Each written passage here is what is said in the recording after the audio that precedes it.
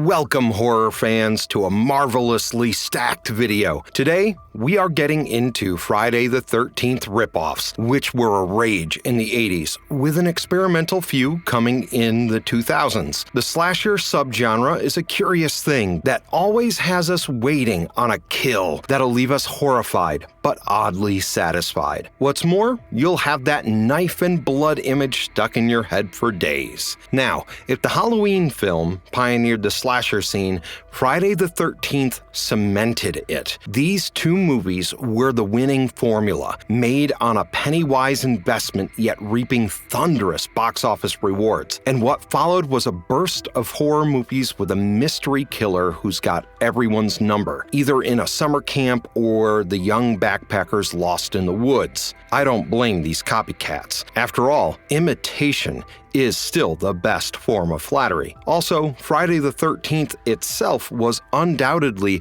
a Halloween knockoff, but Friday the 13th set off a spark that spawned so many copies that some of them naturally surpassed the original film. Today, we are ranking the 10 best Friday the 13th ripoffs of all time, their plots and their matchups with the original. So get your cup of joe and cozy in. But quickly, before we get into it, do us a solid. If you like our content, please support us by subscribing. It's a small click for you, but it means a lot to us. Thank you. Let's go.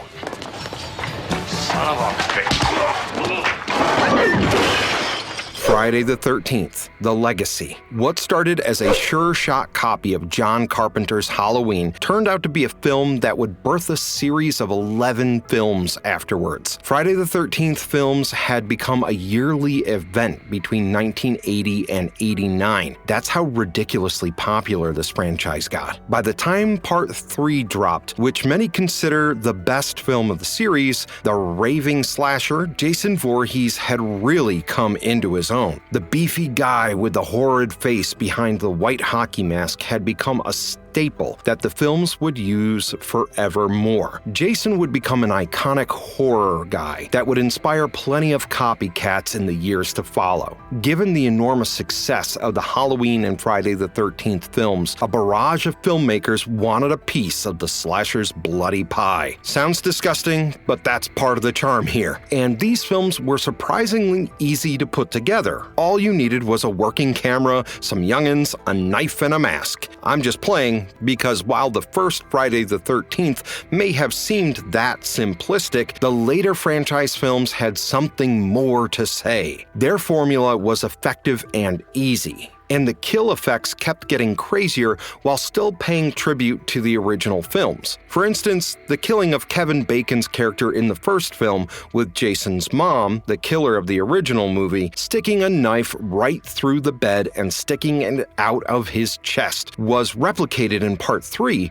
where Jason killed Debbie with a machete in the same way. However, the Debbie killing felt worse because Debbie was pregnant at the time. Friday the 13th films used an isolated woody setting to kill their teens one by one. The first of these spots was Camp Crystal Lake, a summer camp with some campfire story time. The film used a spooky day of the year as its title in true Halloween style, while Friday the 13th had a pretty loosely bound plot with a lot of filler, including some totally unnecessary scenes, like a snake killing scene, for which they killed an actual snake, which was pretty effed up. Friday the 13th still ended up with a quaint appeal, and people still revisit the original that started it all. Now, let us look at some of the films that cloned the idea and did a pretty fine job of it. If we do not consider the impact and purely go on storytelling merit, I would even put some of these films above the original Friday the 13th installment.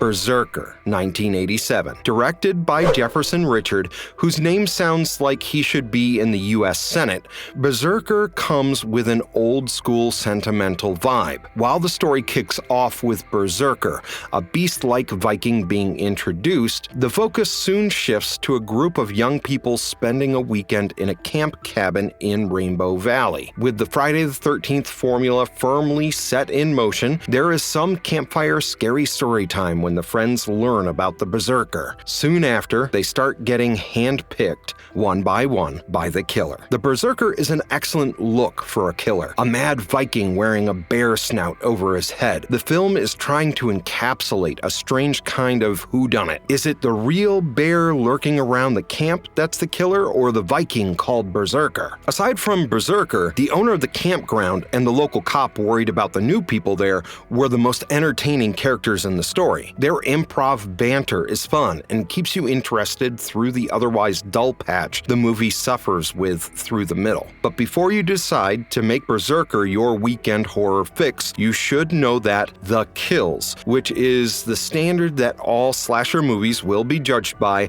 are a tad underwhelming, and way too many characters in the film end up surviving their tangle in the woods. The last girl standing trope is unused. However, to the movie's credit, there is a bit of Viking lore in there, and the final scene is so bizarre and awesome that you'll end the film on a high note.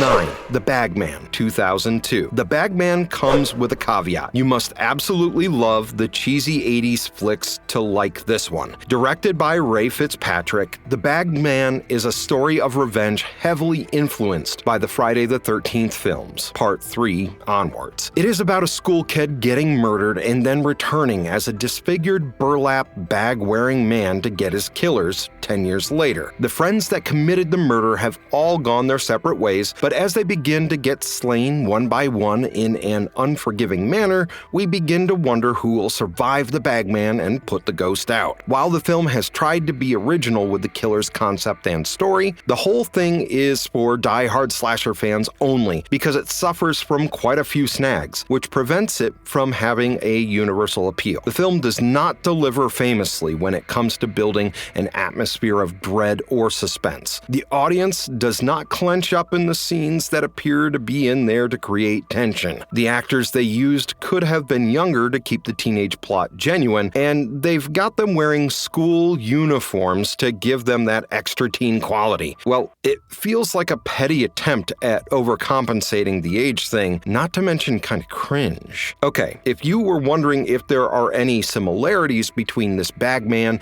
and the 2024 film, let me tell you in short that there aren't any. The new Bagman is a nightmarish villain who is a children's torturer, and his thing is to bag little kids. It has nothing in common with the Friday the 13th films at all. Until you tell me where my father is.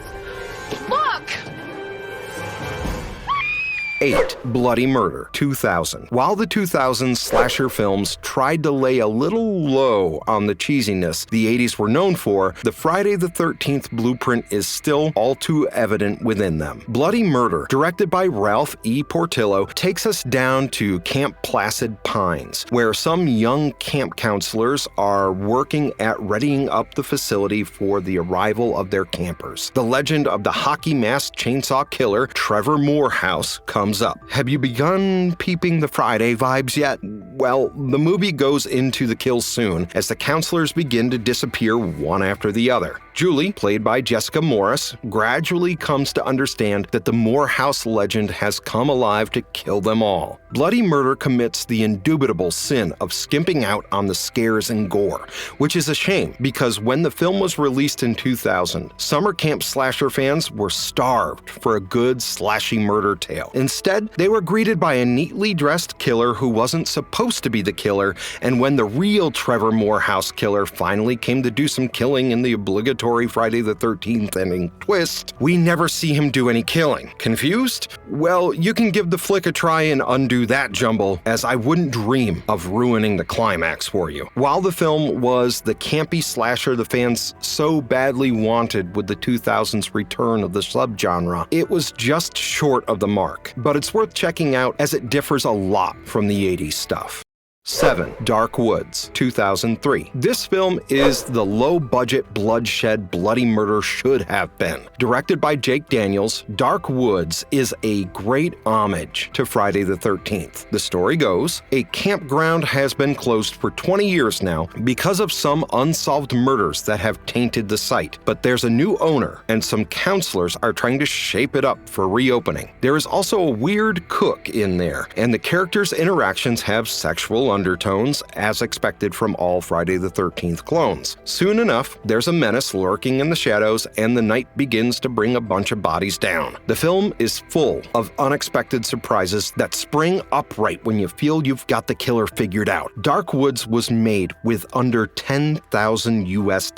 Yes, you heard that right. Okay, that info isn't officially corroborated, but if the production is anywhere near that paltry mark, the value the film can produce is ridiculously far out. Also, the budget always affects the kills a movie can create. But with Dark Woods, you'll find that Daniels has somehow managed to make the killing brutal, even realistic, which alone pumps up its value as a cool slasher to liven up a movie night.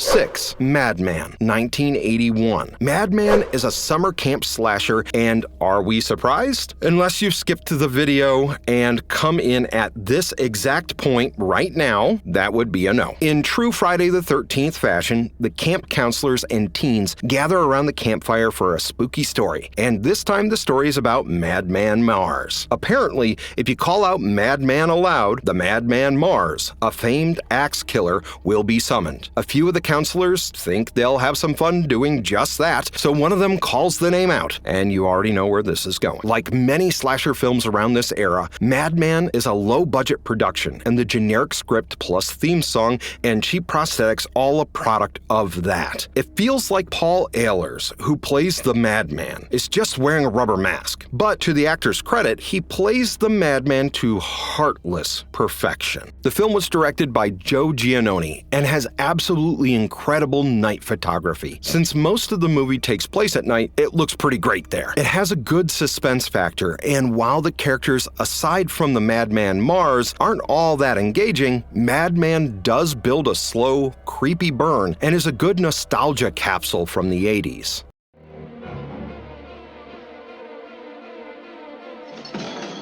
5. The Prowler, 1981. Over-the-top gore, suspenseful scenes, and chase sequences. The Prowler has got it all, including the plot of My Bloody Valentine, which is also a brilliant one in the Friday the 13th Rip Luge. The Prowler is akin to the Friday the 13th films in more than just slasher style. For one, it is directed by Joseph Tito, who also did Friday the 13th The Final Chapter. Also, Tom Savini, the horror makeup legend who worked on the Friday the 13th film, is responsible for the brilliant look of the kills. The Prowler follows a World War II vet whose girlfriend left him for a new guy. The vet killed her savagely with a pitchfork on the night of the prom, a crime of passion that left a legacy. The story jumps decades into the future, and we meet Pam, a reserved girl going to her high school prom. And this is when a masked killer, believed to be the old war vet, comes around again and starts hunting down the teenagers in a sick survival game sort of way. It is a tale of revenge and deeply cut emotions, akin to how the Friday the 13th franchise began, and overall,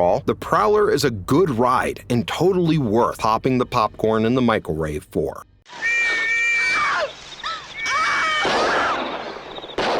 4. Just Before Dawn, 1981. Just Before Dawn is a Jeff Lieberman film where Friday the 13th Crystal Lake has been replaced with a foresty camp, and Jason with a murderous duo of hillbillies. So the teens are looking to camp out and have some fun and turn a deaf ear to the concerned forest watchman, played superbly by George Kennedy. Their luck turns into blistering barnacles as they begin to get taken out one by one. Just Before Dawn is held up by some great performances and has a Texas Chainsaw Massacre vibe. It dispenses fear in a dark, atmospheric pace, bolstered by a chilling score. The film feels ahead of its time. While the plot is a simplistic format picked out from the Friday the 13th films, the film conjures a disturbing mood that arguably outnumbers Friday the 13th. Like most 80s films, Just Before Dawn also suffers from some pacing issues through the middle, but the ending act more than makes up for the drag here and there, and it is entirely worth checking out for the slasher aficionados.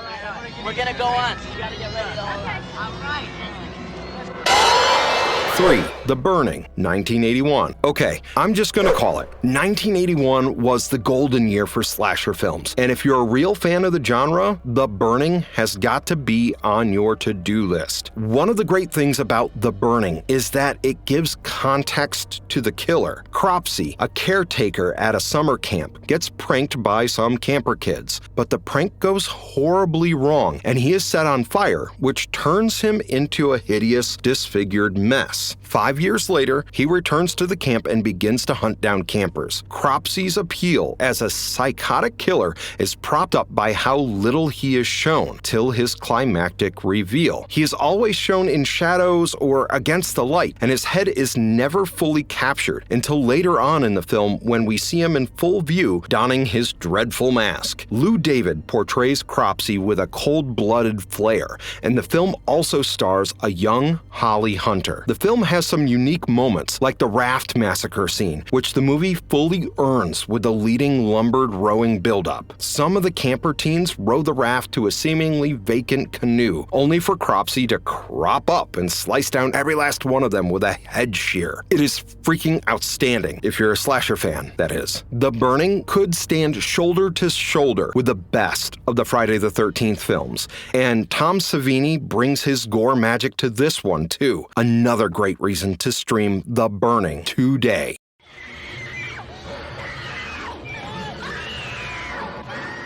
2. My Bloody Valentine, 1981. My Bloody Valentine is a slasher that received validation from the incomparable Quentin Tarantino when he showered it with praise, and that in itself makes it a certified gem. This Canadian horror uses a popular Lover's Day on the calendar to replace the eerie Friday the 13th or Halloween days, as done by the pioneering films, which gives it a special something along the lines of love, sex, and death. The film is about Valentine's bluffs. Harry Warden was a miner who got into an accident because of his negligent supervisors and only survived the mess by resorting to cannibalism. After this, he became a demon who began to haunt and kill the townsfolk on Valentine's Day. Years later, his legend still broods over the town, but more in a lighthearted way, until the old killer returns and begins to stalk the young miners and their girlfriends. Directed by George Mihalka, My Bloody Valentine stands out among slashers swarming out of the early 80s hive. As I mentioned earlier, the Prowler's plot is like an exacto extract of My Bloody Valentine, except that our number 2 pick has been upscaled considerably with a great script, superior direction and shots, and a great cast, which has made for a visibly better product. The film sets up a very genuine small-town environment and puts in the work to create a creepy mood, which gives us more Halloween vibes than the Friday films. This is a gorehound's treasure with some of the best 80s kill effects, and if you're into some extra carnage, the unrated cut is definitely for you.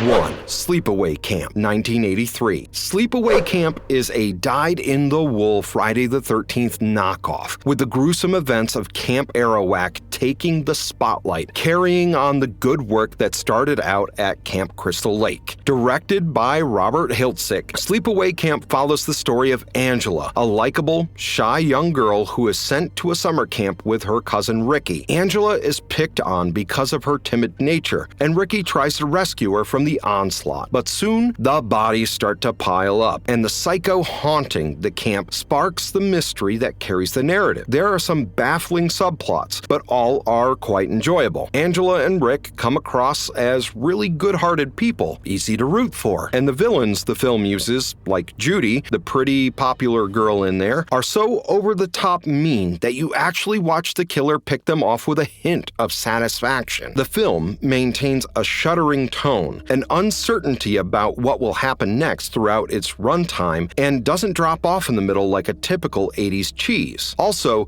the film is notorious for its ending twist, and I suggest a pair of snug socks when you watch it, or else they're sure to be knocked off. The curling iron kills in the movie were mostly off-screen, but the aftermath you see is still pretty nasty. Sleepaway Camp has excellent nostalgic value, as most 80s films, though the same isn't the case for its sequels, which are not connected to this classic. While there are better-made films on our list, when it comes to popularity and impact, Sleepaway Camp would give Friday the 13th a run for its money. What's that way? Marvelous verdict. The director of Berserker, Jefferson Richard, once said that all one needs in an 80s movie is a great beginning and a smashing end. So if you had a captivating start and a good ending, the body of the film didn't matter all that much. And for most of the discount Friday the 13th ripoffs, this statement holds. This aspect was corrected to some extent in the 2000s, but this is also when the old school Friday-style slasher movies faded from the horrorscape completely.